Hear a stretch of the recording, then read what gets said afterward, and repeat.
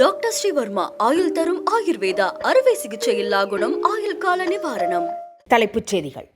வங்கிகளில் 50,000 ரூபாய்க்கு மேலான பண பரிமாற்றத்திற்கு கட்டாயம் பான் என்ற விதிமுறையில் தளர்வு. பான் எண் இன்றி 10 லட்சம் ரூபாய் வரை பண பரிமாற்றம் செய்யலாம். கோவில்களுக்கு அறநிலையத்துறை, மசூதிகளுக்கு வக்ஃபு வாரியம் இருப்பதைப் போல தேவாலய சொத்துக்களை பராமரிக்க ஏன் சட்டப்பூர்வமான அமைப்பை உருவாக்கக்கூடாது? தமிழக அரசுக்கு சென்னை உயர்நீதிமன்றம் கேள்வி, பதிலளிக்கவும் ஆணை. தமிழகத்தில் அதிமுக ஆட்சி அமைத்தாலும் என்டிஏ கூட்டணி ஆட்சிதான் நடைபெறும். பாஜக மேலிட பொறுப்பாளர் PL சந்தோஷ் பேச்சு. விஜய்க்காக 6 மணி நேரம் சோறு தண்ணி இல்லாமல் காத்து கிடப்பீர்களா? தவேக நிர்வாகிகள் கூட்டத்தில் சேலம் மாவட்ட செயலாளர் பார்த்திபன் பேச்சால் சர்ச்சை. அமெரிக்க போர் கப்பல்கள் ஈரானை சுற்றி வளைத்திருப்பதால் ஏற்பட்டுள்ள உச்சக்கட்ட பதற்றம். ஈரான் தலைவர் கோமேனி பதுங்கு குழியில் தஞ்சம்.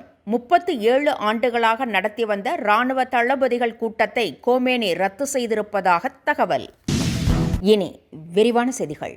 மக்கள் பிரதிநிதிகளுக்கு அரசாங்கம் பொறுப்புடன் பதிலளிக்க வேண்டும் என்று காங்கிரஸ் MP KC வேணுகோபால் தெரிவித்திருக்கிறார். கேள்விகளுக்கு பதிலளிக்க வேண்டிய நாடாளுமன்றத்தை பிரதமர் அலுவலகம் கட்டுப்படுத்துவதாகவும் அவர் குற்றம் சாட்டியுள்ளார். PM கேர் நிதியில் மாபெரும் தொகை வசூலித்த விவரங்களை பிரதமர் நாடாளுமன்றத்தில் விளக்க வேண்டும் என்றும், இதுகுறித்த புகார் தொடர்பாக பிரதமரை விசாரணைக்கு உட்படுத்த வேண்டும் என்றும் காங்கிரஸ் MP KC வேணுகோபால் கூறியுள்ளார்.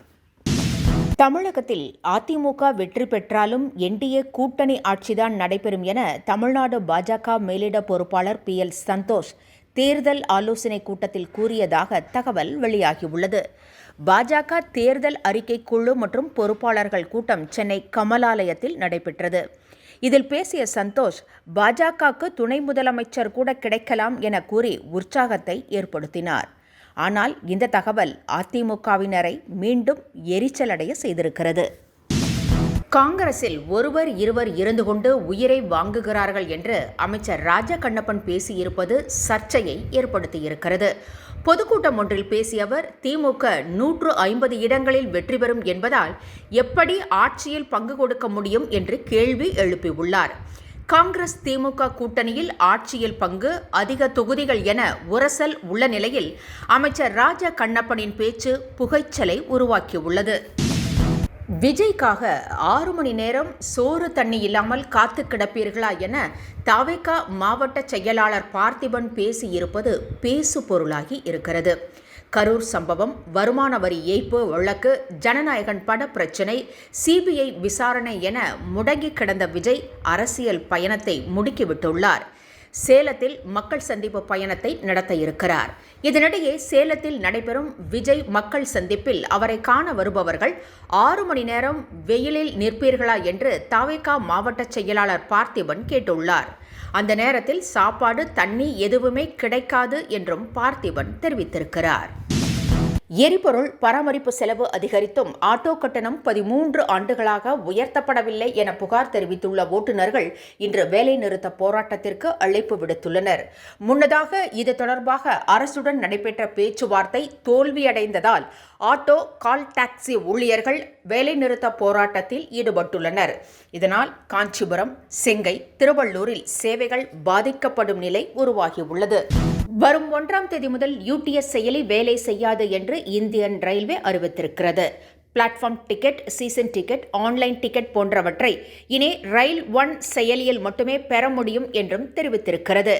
ரயில் ஒன் செயலி மூலம் இந்த சேவைகளுடன் முன்பதிவு டிக்கெட் உள்ளிட்ட அனைத்து சேவைகளையும் பெறலாம் என்று அறிவிக்கப்பட்டுள்ளது.